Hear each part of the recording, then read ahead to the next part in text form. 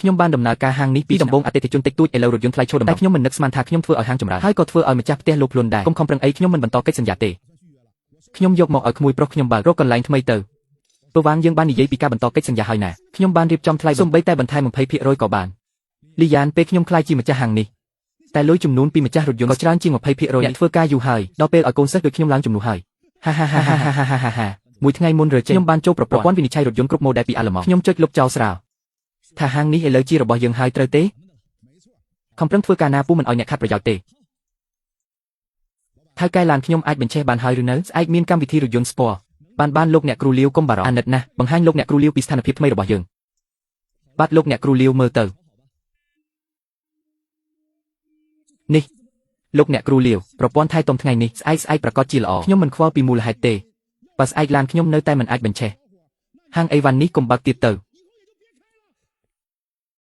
ៅល្ងាចនេះខ្ញុំទទួលទូរស័ព្ទពីវ៉ាងដេហ្វាលីនហើយអ្វីប្រព័ន្ធត្រូវបានចាក់សោតើអ្នកធ្វើទេនេះជាការបំផ្លាញដោយចេតនាហាអូលោកអ្នកគ្រូលីថ្ងៃនេះមានម៉ាក់ឡារ៉ែន2គ្រឿងទៀតល្អណាស់ចាំអ្នកលក់ដូរអ្វីទាំងអស់ទិញហាងដែលចិត្តដួលរលំនេះខ្ញុំថែមទាំងព្យាយាមរារាំងអ្នកកុំឲ្យប្រយ័ត្នឥឡូវគិតទៅឆ្នាំនោះខ្ញុំបារម្ភឥតប្រយោជន៍គ្មានភ្នែកទេលោកលីកុំលេងសើចនឹងខ្ញុំអីអ្នកដឹងទេនេះជាលទ្ធផលនៃការខំប្រឹងរាល់ថ្ងៃរាល់យប់បច្ចេកទេសស៊ីខ្វីពឹងផ្អែកលើជំនាញដែលរឹងមាំមិនដូច្នោះទេតើយកអ្វីទុករថយន្តថ្លៃទាំងនេះ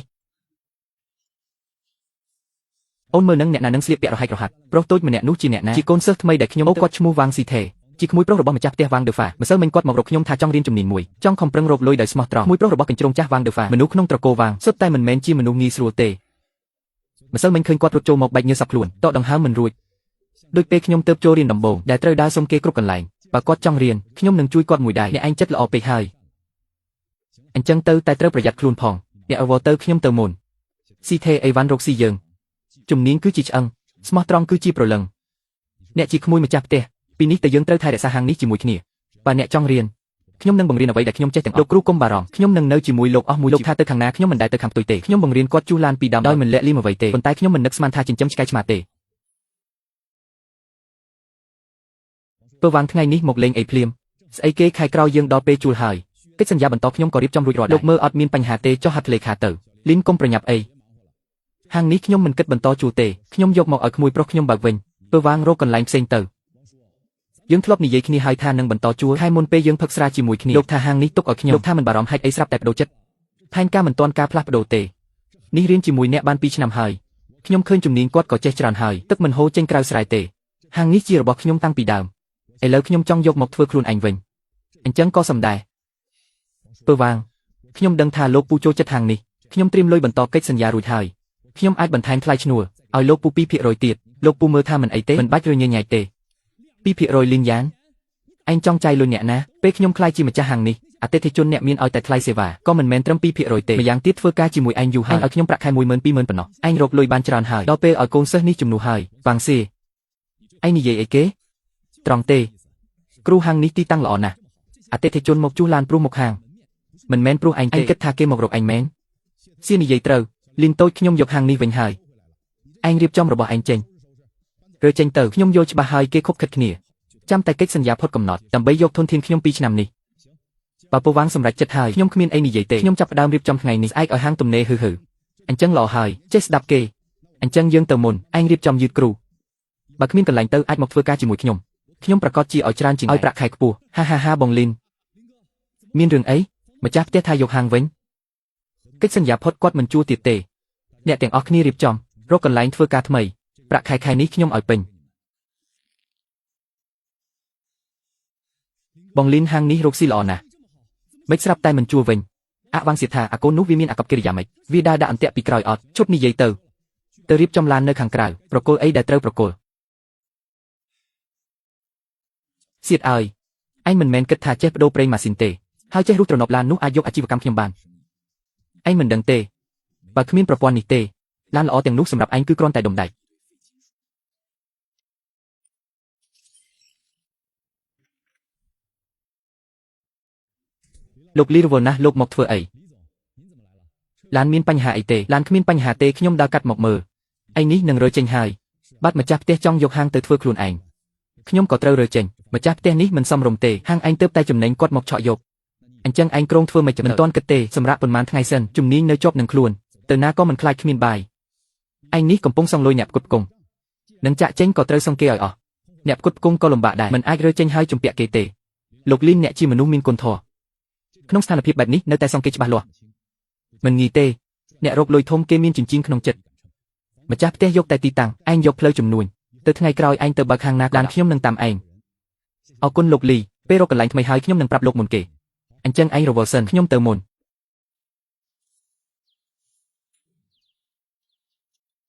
វ៉ាងសៀតវ៉ាងដេហ្វាចង់បានស្រួលសុបិនទៅ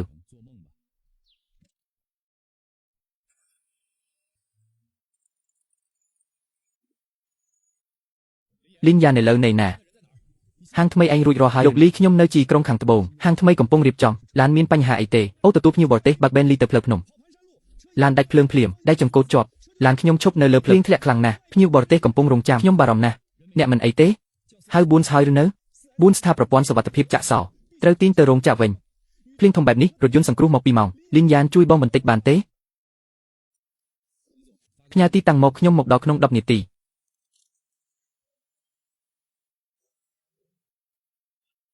លីយ៉ានអូនមកដល់ហើយមើលឡាននេះមើលវិស្វកររោងចក្រថាជាម៉ូដូលប្រឆាំងចោលវាកាត់ប្រព័ន្ធប្រេងដោយខ្លួនឯងខ្លាចគេទាញឡានដោយខុសច្បាប់អូនអាចដោះស្រាយបានទេលោកលីសំបីតែទីស្នាក់ការកណ្ដាលក៏ថាត្រូវទាញទៅរោងចក្រដើម្បីដោះសោតាមផ្កាយរណបលោកលីនទោះជំនាញជូឡាយ៉ាងណាបើគ្មានឧបករណ៍ធំរបស់រោងចក្រតើអាចជួសឲ្យដូចដាំបានទេបើពឹងតែរោងចក្រគ្រប់យ៉ាងតើយើងជាអ្នកជំនាញនៅសល់ប្រយោជន៍អីលោកលីចូលឡានរោងចាំសិន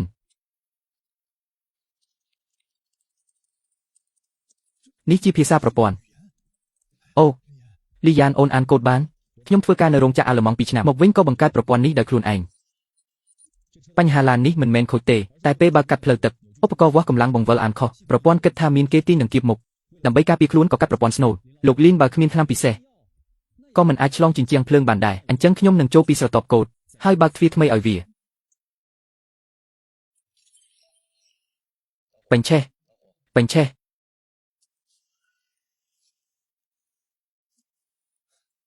ល្បិចតូចតាចដែលខ្ញុំលាក់ទុកសូមលោកលីកុំសាច់ដាក់ល្បិចតូចតាចខ្ញុំទូរស័ព្ទទៅថៅកែប៊ូនគាត់ថាសំបីតែព្រះចៅមកក៏មិនអាចធ្វើឲ្យឡាននេះរត់បានទីត្រូវជំនាញបែបនេះទុកក្នុងហាងតូចគឺខាត់ដើម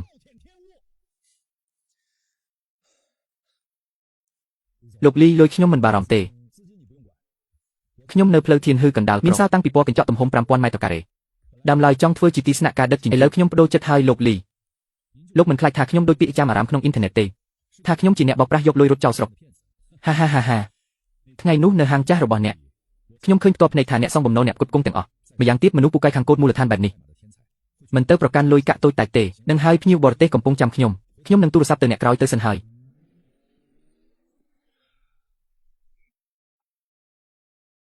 បងលីនព្រឹកនេះគេរូបផ្លាកសញ្ញាចាស់ចេញហើយបដូរទៅជាឈ្មោះថ្មីពើវាងញឹមដល់ត្រចៀកខ្ញុំផ្ញើរូបថតទៅអ្នកហើយបើគ្មានបច្ចេកទេសខ្លាំងទេតើអ្នកណានឹងចេញលុយឲ្យគេបងលីនអញ្ចឹងយើងត្រូវធ្វើម៉េចឥឡូវកុំប្រញាប់ទុកឲ្យក្របកាំភ្លើងហោះសិន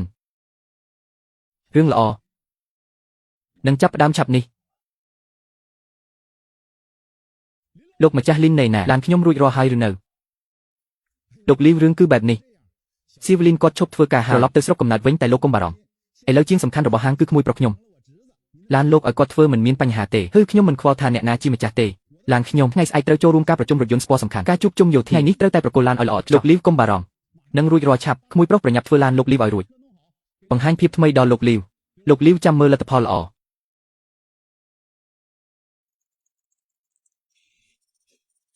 សញ្ញាអនុញ្ញាតត្រូវបានលុបចោលប្រព័ន្ធត្រូវបានចាក់សោនេះមិនក៏អញ្ចឹងឯងធ្វើបានរត់ចាំអីទៀតមិនអីទេលោកលីវប្រហែលជាឧបករណ៍វាស់កម្ពស់ឡាននោះខ្វក់បណ្ដាលឲ្យប្រព័ន្ធខូចពីមុនខ្ញុំឃើញបងលីនតែងតែដោះស្រាយបែបនេះខ្ញុំដោះវាចេញមកលាងសម្អាតប្រព័ន្ធក៏ត្រឡប់មកធម្មតាវិញ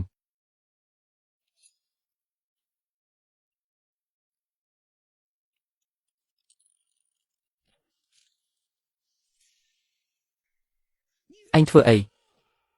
វើអីមិនអីទេប្រហែលជាមិនអី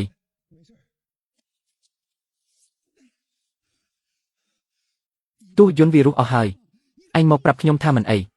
លោកលើសុំកុំខឹងនេះច្បាស់ជាការយល់ច្រឡំប្រហែលជាម៉ាស៊ីនចាស់ខូចអូលោកលើឯ anh nơi show nghiêm thưa ấy, dốc chết một lượt lan làng tử, siêu phơi đại hót mình ruột. Propon sơ vật thiệp chập đàm. Chạ sau xi lăng thi risa tiếng ọ. Bài lỡ pra chết đôi bằng khom. Tu yun nâng rồi hay ọ. Bên nút cùng tha chu lan nịch tề.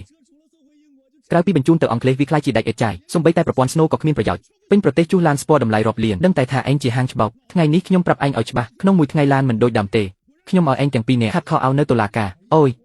ព្រះអស់ចាណាឯងហ៊ានយកឡានម៉ាក់ការ៉ែនរបស់លោកត្រឹងណាស់ឈប់និយាយរឿងឥតប្រយោជន៍ឲ្យសោឡានខ្ញុំមកឥឡូវប្រញាប់ឡើងលោកវាងឡានលោកចាប់ដើមថែទាំហើយប្រេងម៉ាស៊ីនបូមចេញពាក់កណ្ដាលហើយឈប់និយាយប្រញាប់ឡើងកុំហៅខ្ញុំថាលោកវាងឡានខ្ញុំមិនអាចទ្រាំនឹងរបស់ឯងខ្ញុំនឹងហៅរថយន្តសណ្ដោងបើយឺតមួយវិនាទីឡាននឹងជាប់នៅដឹងតែថាឯងយករបស់ធំទៅយករបស់ថោកមកបោកប្រាស់យើងលុយកាត់អិនទៀនមួយកាក់ក៏មិនអាចហៅរថយន្តសណ្ដោងឥឡូវ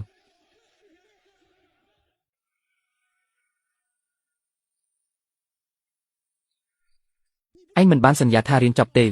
ឯងមិនបានថាម្ចាស់ឡានស្ពណ៌ល្ងងមានលុយបោកប្រាស់ស្រួលរកលុយទេឥឡូវរឿងអីសូម្បីតែកុំព្យូទ័រក៏ដោះស្រាយមិនបានពូនេះមិនមែនកំហុសខ្ញុំទេគឺលីយ៉ានទុកដៃមួយទៀតប្រព័ន្ធវិនិច្ឆ័យ Snow នោះវាភ្ជាប់ជាមួយគាត់ផ្ទាល់ពេលគាត់ចាក់ចេញគាត់ចាក់សោវាភ្លាមឥឡូវខ្ញុំចូលមិនបានតតែសោះអញល្ងងដូចជ្រូកឬមិនទៅរកអ្នកនៅ Electronic City ឲ្យគេដោះស្រាយទេបើចូលមិនបានទៅជួកាន់នីមូលដ្ឋានពីក្រមឧស្សាហកម្មហើយចប់ហើយអញគ្មានប្រយោជន៍ទេនោះជាប្រព័ន្ធមូលដ្ឋានដែលលីនយ៉ានកែសម្រួលខ្លួនឯង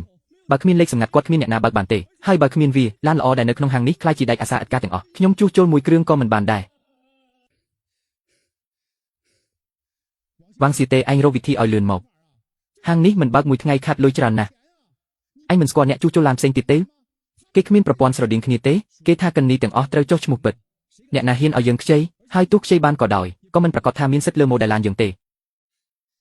ត្រូវតែទូរស័ព្ទទៅលីនយេប្រព័ន្ធនោះគាត់ជាអ្នកបង្កើតគាត់ច្បាស់ជាមានវិធីប្រព័ន្ធលីនយ៉ានហេតុអ្វីចាក់សោតើឯងធ្វើនេះជាការច្រណែនជាការបំផ្លាញដោយចេតនា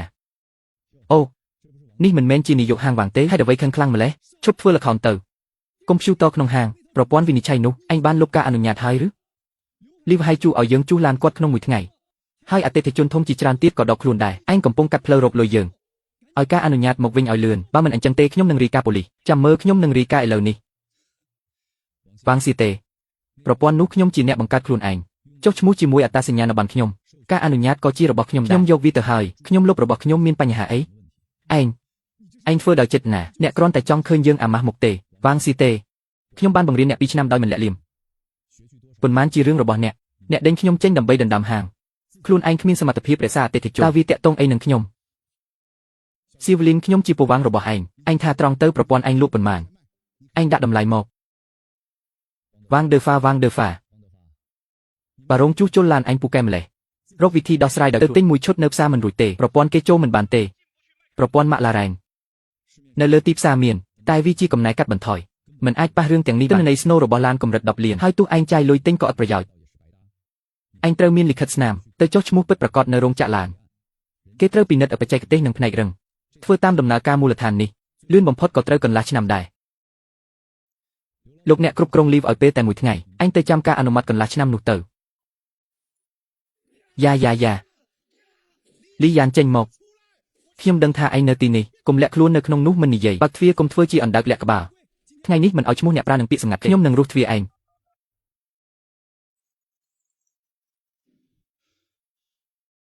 អ្នកទាំងពីរមិនយល់ភាសាមនុស្សទេមកទីនេះរកអីលិខិតមេធាវីដល់ដៃខ្ញុំហើយព្រោះឯងចាក់សោប្រព័ន្ធឥឡូវខ្ញុំត្រូវសងប្រាក់40,000ថ្ងៃនេះឯងត្រូវបើកប្រព័ន្ធឲ្យខ្ញុំបើមិនអញ្ចឹងទេខ្ញុំនឹងធ្វើឲ្យឯងអាក្រក់និយាយជាមួយកូនចៅនេះអត់ប្រយោជន៍ប្រញាប់ឲ្យអាចកំបាំងមកថ្ងៃនេះបើហ៊ាននិយាយថាទេឯងកុំគិតថានឹងដើរចេញទៅឈរបានយកឧបករណ៍ជួសជុលមកចង់ជួយខ្ញុំឡានអតិថិជនគឺអ្នកឯងយកដង្កៀបគាស់ខូចដោយខ្លួនឯងតាក់ទងអីនឹងខ្ញុំធ្វើអីអ្នកណាហៅប៉ូលីស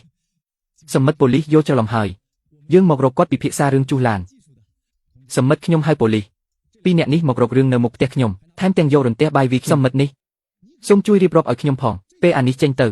គាត់ចាក់សោប្រព័ន្ធកណ្ដាលរបស់ហាងធ្វើឲ្យយើងខាត់ប្រាក់រាប់សិបម៉ឺនសូមចាប់គាត់ដាក់គុកទៅមានរឿងអីឯងលុបរបស់គេហើយនេះជាការលុបចោលកិច្ចសន្យាមើលតាមអក្សរខ្មៅលើគាត់និយាយពីប្រព័ន្ធនេះជាភស្តុតាងកម្មសិទ្ធិ software ដែលខ្ញុំដាក់ឈ្មោះពិតខ្ញុំយកទ្រព្យសម្បត្តិឯកជនរបស់ខ្ញុំទៅមានបញ្ហាអីនេះជាបច្ចេកទេសផ្ទាល់ខ្លួននិងសិទ្ធិពាក់ព័ន្ធរបស់គាត់ពេលចេញទៅយកទៅជារឿងត្រឹមត្រូវឯងរៀនអត់ចេះជួសឡានខូចមកទារប្រាក់គេធ្វើអី នេះជារឿងវិវាទបើចង់ទៅប្តឹងនៅតុលាការបើគាត់គ្មានកំហុសអញរកគ្នាចេញពីទីនេះភ្លាមមករករឿងទៀតចាប់ដាក់គុកតែម្ដងអញពូកែណាស់លីនយ៉ាងកុំមានមោទនភាពពេករឿងនេះមិនទាន់ចប់ទេ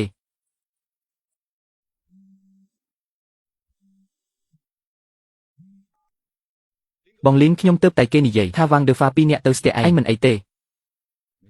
ទៅតែឲ្យគេដេញចេញបងលីនគេដឹងថាប្រឈមមុខគ្នាមិនឈ្នះទេខ្ញុំខ្លាចគេលួចធ្វើអាក្រក់ពីក្រោយខ្នង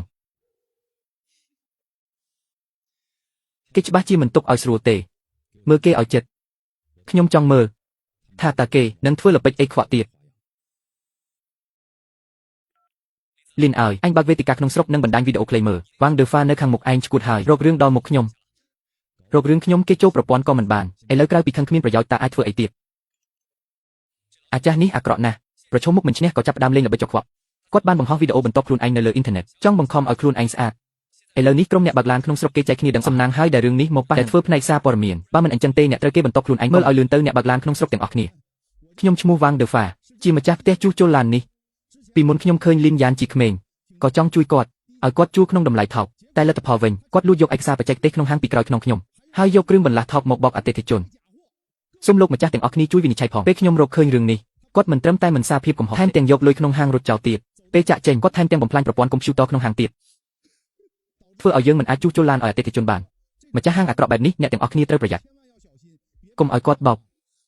សួស្តីអ្នកទាំងអស់គ្នាខ្ញុំជាកូនជាងក្នុងហាងឈ្មោះវ៉ាងស៊ីធឺលីនយ៉ានចូលចិត្តកាត់បន្ថយគុណភាពការងារកាលពី2ថ្ងៃមុនឡានម៉ាក់ឡារ៉ែនរបស់លោកលីវគឺគាត់យកគ្រឿងបន្លាស់ខ្លាំងៗមកជួសរហូតខូចសំណាងហើយដែលលោកវ៉ាងម្ចាស់ហាងរកឃើញតាន់ហើយដេញគាត់ចេញរក្សាផលប្រយោជន៍អតិថិជនហឺ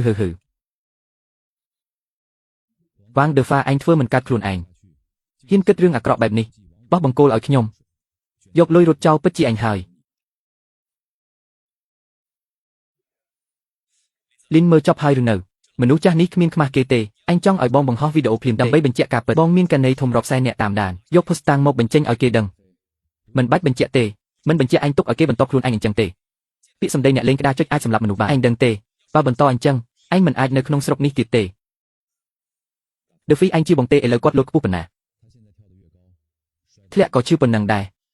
អញមិនត្រឹមតែមិនបាច់បញ្ជាក់ទេត្រូវជួយខ្ញុំរឿងមួយទៀតរុញវីដេអូរបស់គាត់ឲ្យឡើងក្តៅខ្លាំង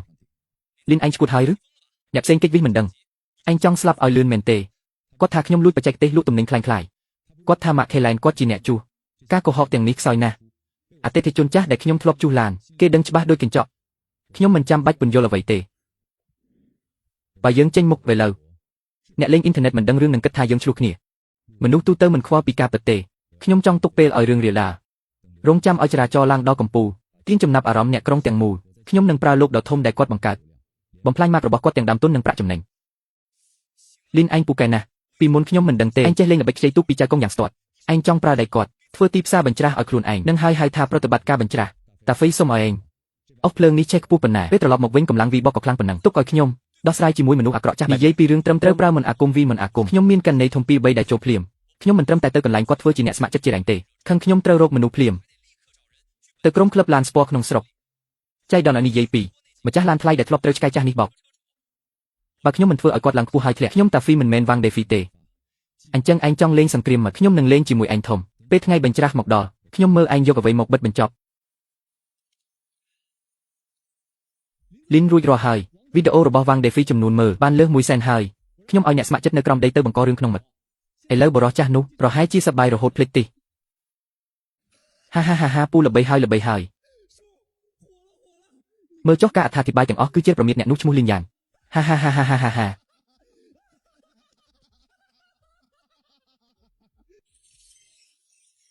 ហា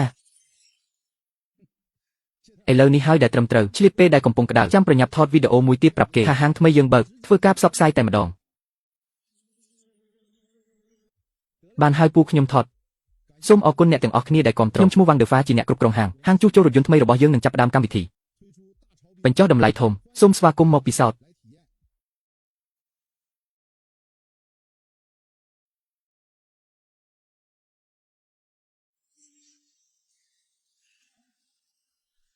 ធ្វើឲ្យឡានខ្ញុំខូចហើយហ៊ានថតវីដេអូថាខ្លួនគ្មានទោសថែមទាំងចាប់ប្រកាន់លោកលីនទៀតខ្លាមិនបង្ហាញរឹកឯងគិតថាខ្ញុំជាឆ្មាឈឺបើមិនផ្ដួលឯងឲ្យស្ងាត់ ខ្ញុំលីវហើយចុងសុកចិត្តសរសេរឈ្មោះបញ្ច្រាស់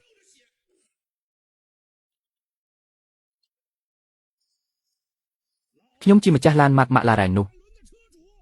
ការដែលលោកលីននៅឡានខ្ញុំមិនដែលមានបញ្ហាទេប៉ុន្មានថ្ងៃមុនខ្ញុំទៅយកឡានអ្នកគ្រប់គ្រងវ៉ាងដឺហ្វាចេះតែនិយាយមាត់ប្រធានជាងវ៉ាងសាប់ថែមទាំងរកដល់កុំព្យូទ័រមិនឃើញថែមទាំងយកដង្កៀបធ្វើឲ្យបាតឡានម៉ាក់ឡារ៉ែនខ្ញុំបាក់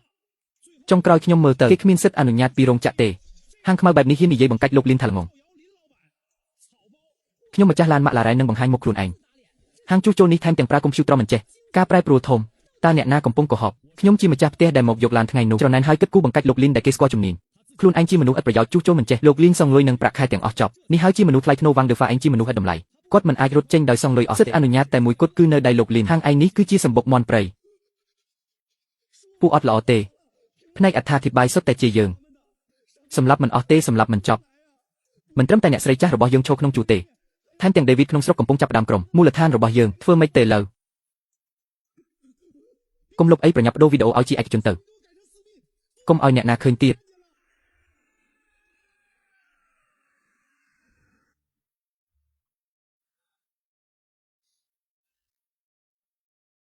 លោកលីឡានខូចទៀតហើយឬ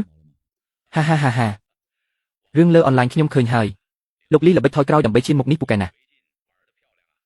មកទេលើចំហៀងតាមខាងអបអសាទរសូមលោកលីកុំសើចដាក់ខ្ញុំសើចដាក់ឯងអីអូនឹកឃើញរឿងដែលខ្ញុំនិយាយយប់នោះគិតយ៉ាងម៉េចហើយយើងលេងធំជាមួយគ្នាមើលលោកលីលុយរួចរាល់ខ្ញុំត្រៀមឲ្យអ្នកឃើញថាអីជារញ្ជួយឧស្សាហកម្មជួសជុលឡានក្នុងស្រុកមនុស្សណែណាបាត់អស់ទៅណាខិតបានដាក់លុយថែទាំខិតបានចែកបានរាប់ពាន់សន្លឹកហើយហេតុអីគ្មានមកសោះថ្ងៃនេះវ៉ាងស៊ីតេចេញមក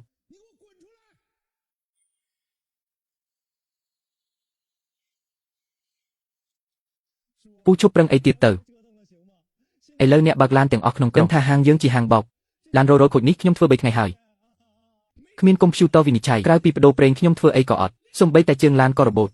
ខ្ញុំជប់ហើយឯងរកអ្នកណាទៅធ្វើចុះ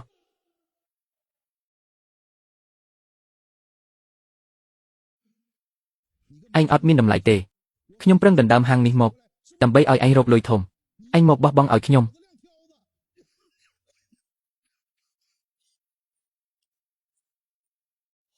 លីនហាងឯងនេះពូកែណាស់ជាងកន្លែងចាស់ប្រសើរជាង100ដងស្អែកបើកហាងឯងក្រុងធ្វើម៉េចត្រូវកាត់ខ្សែបូតេជួអ្នកច្រៀង50នាក់ធ្វើឲ្យធំតាហ្វីឯងទៅរកអេក្រង់ LED ធំជាងគេមកអេក្រង់ដាក់នៅមុខហាងកន្លែងដែលគេឃើញច្បាស់កាត់ខ្សែបូគ្រាន់តែឲ្យមិត្តភ័ក្ដិមើលតែអំណោយធំនេះខ្ញុំរៀបចំឲ្យវ៉ាងដឺហ្វាពិសេសហឹមអេក្រង់ធំក្នុងនោះដាក់អី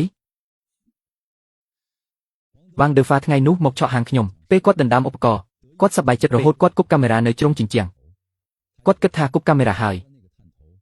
មុខលោភលន់របស់គាត់គ្មានអ្នកដឹងទេចាំមើលកាមេរ៉ាមិនត្រូវគាត់គប់ទេអ្វីដែលគាត់គប់គឺគ្រាន់តែកាមេរ៉ាคล้ายៗដែលខ្ញុំទុក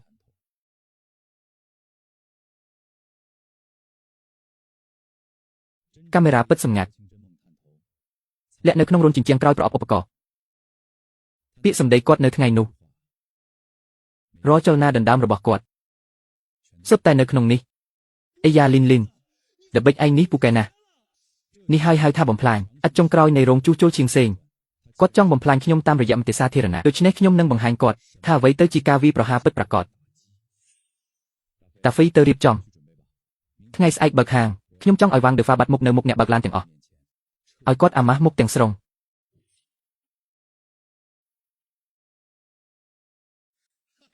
ហាលោកលីទីបំផុតអញបើកហាងហើយអីយ៉ាហាងថ្មីអញធំហើយស្អាតណាស់ឡានខ្ញុំចតចិត្ត1ខែហើយចាំតែអញមកជួសជុលខ្ញុំមិនហ៊ានទៅហាងផ្សេងទេចាំអញបើកហាងលោកលីវកុំបារម្ភថ្ងៃនេះបើកហាងធំឡានលោកខ្ញុំនឹងពិនិត្យឲ្យគ្រប់ជ្រុងជ្រោយដោយខ្លួនឯងនៅជាន់ទី2មានកាហ្វេនិងបន្ទប់លេងប៊ីយ៉ាលោកសម្រាប់នៅលើសិន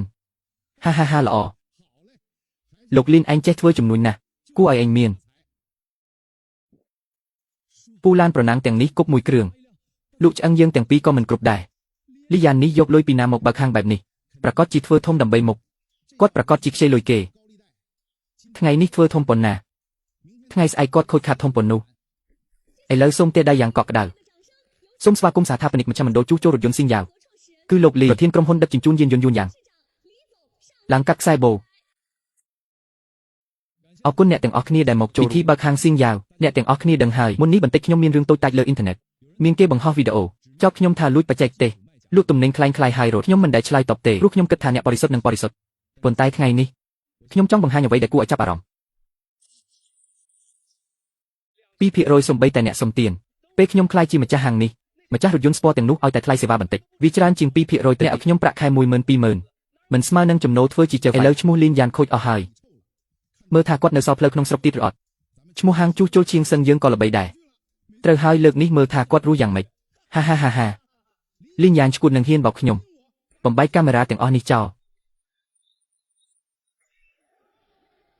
វ៉ាងដឺហ្វាមិនខ្មាស់គេទេចោទគេថាខ្លួនឯងមនុស្សបែបនេះមិនត្រូវទុកឲ្យរួចទេមកជាមួយខ្ញុំ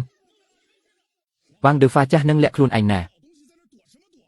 ឯងហ៊ានមកទីនេះទៀតថ្ងៃនេះខ្ញុំត្រូវគិតជាមួយឯង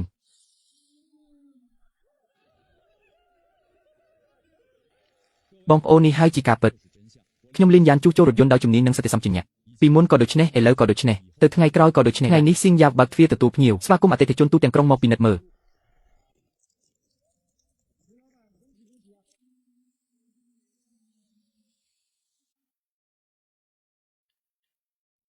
លីយ៉ានហាងផ្លូវធានហឺនេះរឹងមាំហើយបន្ទាប់ទៅតំបន់ខាងត្បូងនិងខាងជើងយើងត្រូវចាប់ផ្ដើមបើកសាខាថ្មីថាវិការខ្ញុំចេញទាំងអស់អ្នកចេញបច្ចេកទេសនិងការគ្រប់គ្រងលីសួនអ្នកឯងឆាប់រហ័សណាស់អញ្ចឹងយើងទៅ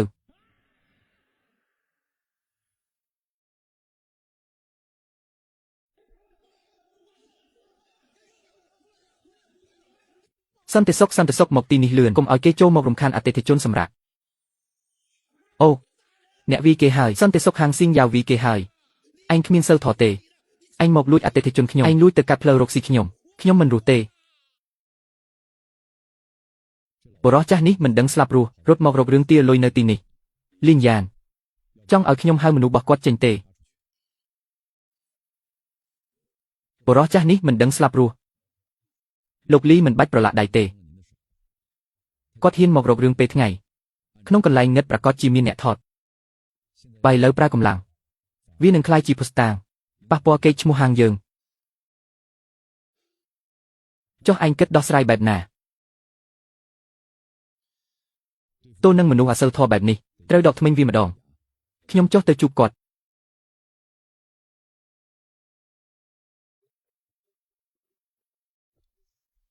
លោកវ៉ាងដេកត្រជាក់ណាស់លោកធ្វើធំបែបនេះចង់បានអីលីយ៉ានកុំធ្វើជាមនុស្សល្អអញហើយដែលធ្វើឲ្យរកស៊ីខ្ញុំខូចហើយលួចយកអតិថិជនខ្ញុំទាំងអស់ឥឡូវហាងខ្ញុំត្រូវបិទខ្ញុំគ្មានលុយសំបីតែបាយថ្ងៃនេះឯងត្រូវសងខ្ញុំបើមិនអញ្ចឹងទេខ្ញុំនឹងនៅមុខហាងឡានឯងមិនទៅណាទេធ្វើឲ្យរកស៊ីឯងមិនដំណើរអតិថិជនទៅជួសឡានណាជាសិទ្ធិគេឯងគ្មានជំនាញទេទើបគេមិនមកបន្ទោសខ្ញុំមិនមែនឯងចំណែនខ្ញុំរកលុយបានច្រើនទេឥឡូវមកចោទប្រកាន់ខ្ញុំវិញឯងចង់បានអីខ្ញុំមិនខ្វល់ទេឯងហើយដែលធ្វើឥឡូវឯងមានលុយច្រើនឯងត្រូវសងខ្ញុំបើមិនអញ្ចឹងទេខ្ញុំយកកម្រងកម្មករថ្ងៃធ្វើឲ្យហាងឯងបិទដែរត្រូវហើយសងលុយថ្ងៃនេះមិនបានលុយទេយើងមិនទៅណាទេ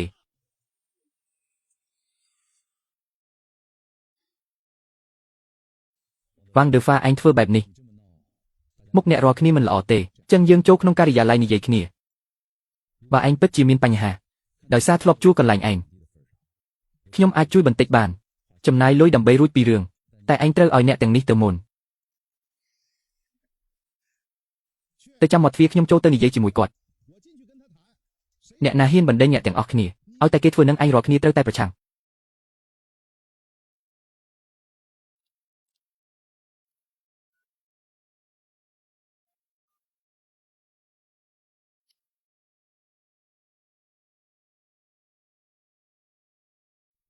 លោកអ្នកគ្រប់គ្រងវ៉ាងឥឡូវគ្មានអ្នកក្រៅទេប្រាប់មកឯងធ្វើអីធំដុំម្លេះចង់បានអីពិតប្រាកដលីនយ៉ានកុំធ្វើជាស្លូតត្រង់ពេកបើមិនមែនឯងចាក់ចេញហើយដាក់អន្ទាក់ទេចាក់សោប្រព័ន្ធត្រួតពិនិត្យអីហ្នឹងហាងខ្ញុំមិនខូចទេនោះជាប្រព័ន្ធខ្ញុំទិញដោយខ្លួនឯងយកទៅគឺត្រឹមត្រូវឯងគ្មានសមត្ថភាពជួសឡានតែទទួលការងារធ្វើឲ្យឡានអតិថិជនខូចនោះជាកំហុសឯងលីយ៉ានកុំនិយាយរឿងឥតប្រយោជន៍ព្រោះតែវ៉ាងស៊ីវថេធ្វើឲ្យឡានម៉ាក់ឡារ៉ែនរបស់លោកលីវខូចម្ចាស់ឡានជាច្រើនរួមគ្នាប្តឹងខ្ញុំ ឥឡូវនាយកដ្ឋានត្រូវបិទថែមទាំងជំពាក់ប្រាក់ជួសឡានជាង100,000ឥឡូវខ្ញុំដាក់លុយអស់រហូតដល់លក់ផ្ទះខ្ញុំខ្លាចជាផ្ទះខ្មៅដោយសារឯងសូម្បីតែឲ្យឥតគិតថ្លៃក៏គ្មានអ្នកជួលដែរឥឡូវខ្ញុំគ្មានលុយទិញនំប៉័ងមួយដុំទេឯងថារឿងនេះកំហុសឯងទេអូដូច្នេះឯងជំពាក់បំណុលច្រើនទើបមករកខ្ញុំហើយខំដូចឆ្កែឯងវិញទៅជួយលោកលីធ្វើអាជីវកម្មធំរកលុយបានច្រើនលីយ៉ានខ្ញុំនិយាយត្រង់រុននេះឯងធ្វើឲ្យខ្ញុំថ្ងៃនេះឯងត្រូវតែសងខ្ញុំបូករួមទាំងការខាត់បង់ថ្លៃជួលអនាគតនិងការខូចចិត្តថ្ងៃនេះឯងត្រូវតែឲ្យខ្ញុំ100,000បើមិនអញ្ចឹងទេយើងនឹងឃើញគ្នាហើយទោះឯងទៅរកអ្នកពាក់ព័ន្ធក៏គ្មានប្រយោជន៍ដែរអត់អីទេគេមកខ្ញុំក្រោបគេទៅខ្ញុំដេកវិញហាហាគេរវល់ណាស់មិនអាចនៅចាំឯងរាល់ថ្ងៃទេឲ្យ100,000ហើយយើងមិនជាប់គ្នាទៀតបើមិនអញ្ចឹងទេខ្ញុំអត់ខ្លាចអីទេហាងឡានប្រណិតឯងយ៉ាងតិច 3,000 ម៉ែត្រការ៉េមួយថ្ងៃបាត់បង់អតិថិជនធំប៉ុណ្ណាឯងដឹងច្បាស់ខ្ញុំគ្រាន់តែចង់បាន100,000ហើយ100,000នេះសម្រាប់ឯងគឺតិចតួចណាស់ខ្ញុំណែនាំឲ្យឯងចាយលុយដើម្បីរួចពីគ្រោះវ៉ាងដឺហ្វាកុំឲ្យហួសពេកមករកខ្ញុំឲ្យលុយធ្វើអីឯងជួសឡានមិនចេះទេរករឿងឥឡូវថែមជំពាក់គេរាប់លានទៀតពីឯងទៅនិយាយអាចចាប់ឯងបានចាប់ខ្ញុំឯងគិតថាខ្ញុំខ្លាចគេបំផិតបំភ័យឬខ្ញុំប្រាប់ឯងហើយថាខ្ញុំនិយាយហើយឯងអាចធ្វើអីខ្ញុំបានខ្ញុំឃើញឯងរកលុយច្រើនហើយច្រណែនទេដែលរករឿងខ្ញុំឃើញឯងច្រណែនហើយរករឿងហេតុអីឯងជាមនុស្សក្រៅស្រុកមករកលុយលើទឹកដីខ្ញុំលីនយ៉ានខ្ញុំឲ្យឱកាសចុងក្រោយឯងប្រាប់ឯងលីនយ៉ានថ្ងៃនេះបើខ្ញុំមិនបាន$100,000សងគេទេកុំបន្ទោសខ្ញុំថាប្រើវិធីខូចខើពេលនោះមើលហាងឡានឯងនេះតើមានអ្នកណាហ៊ានមកជួសឡានទៀតប៉ុន្តែយើងត្រូវនិយាយឲ្យច្បាស់លុយនេះខ្ញុំផ្ទេរឲ្យឯងដើម្បីបញ្ចប់រឿងឯងយកលុយហើយចេញទៅកុំឲ្យឈានជើងចូលហាងខ្ញុំទៀតហើយកុំមករករឿងទៀតអត់បញ្ហាទេអត់បញ្ហាទេបើលុយដល់ដៃខ្ញុំវ៉ាងដឺហ្វាសន្យាបាត់ពីផែនដីនេះរហ័សនេះលេខកន្លេខ្ញុំរហ័សកេងផ្ទេរលុយ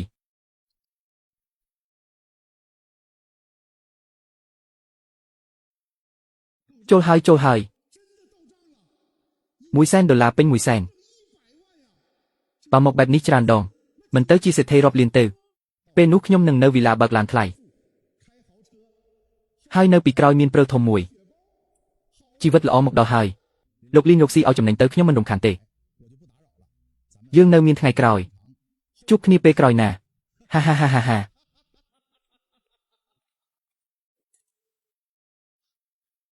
វ៉ាងដឺហ្វាឯងចេញមិនរួចទេអូ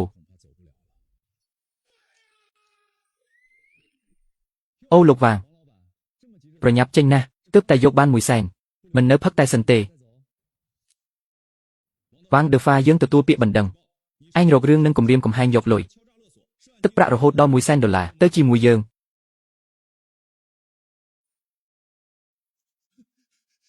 លោកថៅកែយកច្រឡំហើយនេះជាលុយសំណងដែលគាត់ស្ម័គ្រចិត្តឲ្យខ្ញុំលីងយ៉ានប្រញាប់ពន្យល់គេមកមើលនេះឯងស្ម័គ្រចិត្តឲ្យខ្ញុំទេបើលើ50,000ចាត់ទុកជាចំនួនធំខុសធម្មតាវ៉ាងដឺហ្វាលុយ1លាននេះនៅក្នុងគុកហូបដេកបាន10ឆ្នាំសប្បាយចិត្តទៅចុះ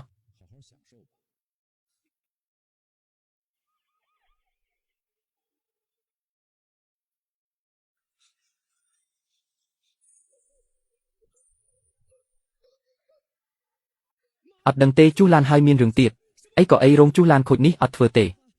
ឯងទៅហូបដេកក្នុងគុកឯងចុះខ្ញុំមិនត្រឡប់មកកន្លែងអាក្រក់នេះទៀតទេ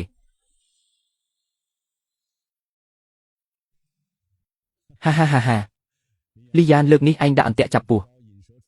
ធ្វើបានស្អាតណាស់មិនត្រឹមតែដកធ្មេញពស់ចេញថែមទាំងឲ្យស្ដារយើងផ្សាយពាណិជ្ជកម្មឥតគិតថ្លៃជាការផ្សាយពាណិជ្ជកម្មល្អប៉ុន្តែនិយាយត្រង់បើវ៉ាងដឺហ្វាមិនបានបណ្ដេញឯងចេញឥឡូវឯងនៅតែក្នុងហាងតូចនោះរកលុយបានតែ20,000ដោយលំបាកមើលទៅក្រោយវិញឯងស្ដាយពេលលំបាកនោះទេលោកលីខ្ញុំមិនស្ដាយទេមនុស្សរស់ត្រូវផ្លាស់ប្ដូរដើមឈើងាប់បើផ្លាស់បើខ្ញុំនៅតែអប់ដើមឈើលួយនោះមិនព្រមលេងតើខ្ញុំមើលឃើញព្រៃធំយ៉ាងនេះបានអត់ហាហាហាព្រៃធំល្អណាស់មកផឹកកាហ្វេស្រាមួយកែវនេះខ្ញុំត្រូវថ្វាយឯងវូដាហ្វេអត់ទេបងមួយខែនេះពីក្រោយឆាកជំរុញរឿងដល់ថ្ងៃបើកហាងគ្រប់គ្រងស្ថានភាពដល់ការដោះស្រាយវ៉ាងដឺហ្វាបើគ្មានគំនិតអស្ចារ្យរបស់ឯងវ៉ាងដឺហ្វាចាស់នោះមិនដួលលឿនបែបនេះទេបងអំណរគុណនេះខ្ញុំចាំក្នុងចិត្ត ទៅកុំមកធ្វើមនោសញ្ចិតនេះជាមួយឯងខ្ញុំជាអ្នកណាខ្ញុំឃើញពីហាងជួសឡានតូចប្រឡាក់ប្រេងឡើងមកឃើញមនុស្សនោះសង្កត់សង្កិនឯងជឿចាប់ជាងជឿខ្លួនឯងទៅទៀតប៉ុន្តែបងនិយាយរឿងពិតមកឥឡូវអ្នកធ្វើជាមួយលោកលីនឹងហាងឡានថ្លៃនេះដាក់ទីផ្សារធំលេះនៅខ្វះអ្នកគ្រប់គ្រងទីផ្សារនឹងធ្វើជាដៃគូទេខ្ញុំចង់ចូលដៃជាមួយឯងហើយបងហ្វៃវិធីគ្រប់គ្រងអនឡាញរបស់ឯងខ្ញុំឃើញផ្ទាល់ភ្នែកហើយឈ្នះដោយមិនបាច់ប្រើកម្លាំងពិតជាមនុស្សមានទេពកោសល្យហាមិនបាច់ចូលដៃជាមួយខ្ញុំទេលីនយ៉ានិយាយប្រាប់ខ្ញុំពីមុនហើយក្រុមហ៊ុនថ្មីដែលទើបតែបង្កើតទុកភាគហ៊ុន10ឲ្យឯងពីនេះទៅហាងធំ3របស់យើងប្រគល់ឲ្យក្រុមហ៊ុនផ្សព្វផ្សាយរបស់ឯងគ្រប់គ្រងទាំងស្រុងហាលោកលីនិងលោកលីនិយាយត្រង់ខ្ញុំចេញមកធ្វើជំនួញខ្ញុំឲ្យតម្លៃលើមិត្តភាពជានិច្ចកាលពីមុនលីនជួយខ្ញុំជួសឡានខូចទឹកប្រអប់ឧបករណ៍ដល់រាប់សិបគីឡូក្នុងព្រឹកចាប់ពីថ្ងៃនោះមកខ្ញុំដឹងបងប្រុសនេះអាចទុកចិត្តបានភាគហ៊ុននេះខ្ញុំទទួលយកដោយមិនខ្មាស់ពីនេះទៅកេរ្តិ៍ឈ្មោះរបស់ហាងខ្ញុំហ្វីនឹងប្រឹងប្រែងអស់ពីសមត្ថភាពដើម្បីជួយអ្នកទាំងពីរឲ្យបានល្អតាមដំណឹងទីផ្សារជួសជុលឡានថ្លៃក្នុងក្រុង70ត្រូវបានកាន់កាប់ដោយហាងជួសជុលឡានថ្លៃថ្មីដែលកំពុងរីកចម្រើនសេវាកម្មគ្រប់គ្រងគ្រប់ជ្រុងជ្រោយរបស់គេមិនម្ចាស់ហាងធំមកឈោស្រណោះអាសូរអតីតកាលនឹកដល់ថ្ងៃចាស់អត់មានពេលអីទេខ្ញុំគ្រាន់តែគិតថាកន្លែងចាស់រលុបប៉ូលីនោះយ៉ាងហោចណាស់ក៏មានញើសខ្ញុំ2ឆ្នាំប៉ុន្តែអរគុណថ្ងៃភ្លៀងធំនោះដែលគាត់ខូចខើលៀងសម្អាតភាពងឹតក្នុងភ្នែកខ្ញុំហានិយាយល្អណាស់ទៅខាងមុខនៅមានកិច្ចសន្យារាប់រយលានឲ្យយើងចុះហត្ថលេខាអញ្ចឹងខ្ញុំអស់ហើយក្នុងចំណោមអ្នកមានអំណាចក្នុងក្រុងនេះផ្លូវរបស់គាត់ទើបតែចាប់ផ្ដើមលីនមើលកាសែតហេរ៉ាញ់វត្ថុថ្ងៃនេះមានដំណឹងល្អធំដុំណាស់មិននីយោហ្វៃក្រុមហ៊ុនផ្សព្វផ្សាយរបស់ឯងហៀបនឹងចុះផ្សាយហ៊ុនទៀតហើយ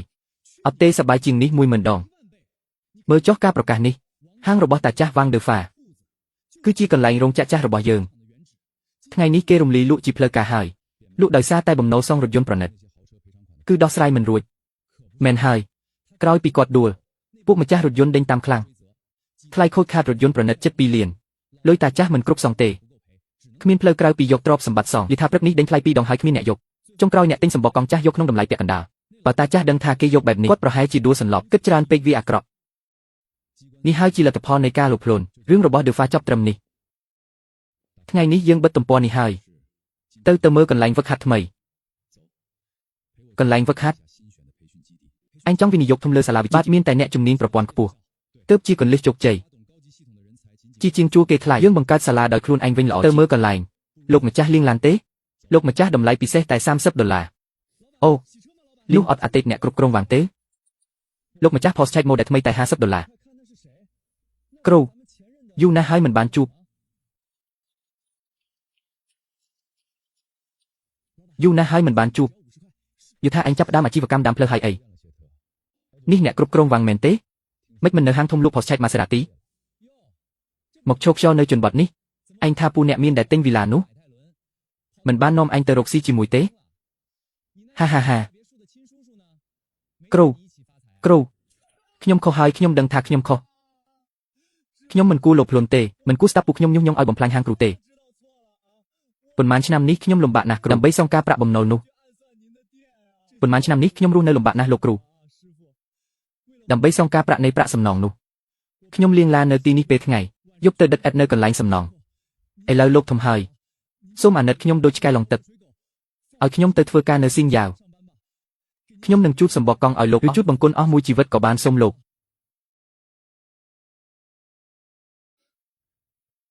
អាណិតណាស់អញនៅចាំថ្ងៃដែលខ្ញុំទទួលអញធ្វើជាកូនសិស្សទេខ្ញុំធ្លាប់និយាយអីឲ្យឯងខ្ញុំថាការងារយើងជំនាញគឺឆ្អឹងសច្ចភាពគឺព្រលឹងពីនេះឯងមិនដែលរៀនបានទេឥឡូវក៏គ្មានដែរកាលពីមុនកណ្ដាប់ដៃដែលឯងវាមកលើស្មាខ្ញុំបានកាត់ផ្ដាច់ទំនាក់ទំនងយើងហើយលេង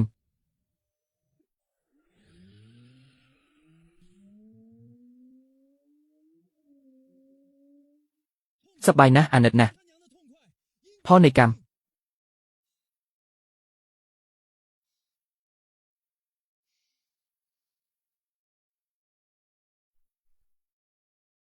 សូមស្វាគមន៍មកកាន់ស៊ីងយ៉ាវក្នុងរយៈពេល3ឆ្នាំខាងមុខខ្ញុំនឹងបង្រៀនអ្នកទាំងអស់គ្នាបច្ចេកវិទ្យា Electronic Snow និងប្រព័ន្ធវិនិច្ឆ័យដើមដោយមិនលាក់លៀមដើម្បីឲ្យអ្នកក្លាយជាកំពូលក្នុងវិស័យនេះ ប៉ុន្តែក្នុងមេរៀនដំបូងនេះខ្ញុំមិនបង្រៀនបច្ចេកទេសទេខ្ញុំគ្រាន់តែប្រាប់អ្នកពីពាក្យ4ម៉ាត់ពាណិជ្ជកម្មនិងសិលធម៌ព្រោះពេលអ្នកមានចិត្តបរិសុទ្ធនិងឆ្អឹងក្នុងរឹងមាំបច្ចេកវិទ្យាស្នូលដែលអ្នកកាន់